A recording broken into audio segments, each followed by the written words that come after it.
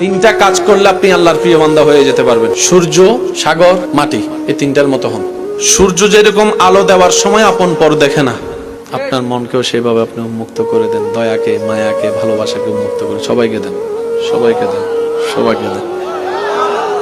সাগর যেরকম পৃথিবীর সব কিছুর ময়লা, নালা হয়ে খাল, খাল হয়ে জোয়ার ভাটাতে নদী, নদীতে জোয়ার ভাটা হয়ে সাগরে যায়। পৃথিবীর সব ময়লা সাগরে। সাগর পৃথিবীর ময়লাকে আপন করে নিয়ে পৃথিবীকে পরিষ্কার রেখেছে।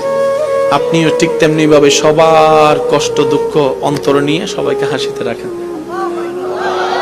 তৃতীয় নম্বর, মাটি। এই মাটিতে আপন হাঁটলেও মাটি চুপ, দুশমন দূর হইলেও মাটি চুপ, বেয়াদব যদি কুড়েও ফেলে মাটি চুপ, মাটির মতো চুপ হয়ে যান।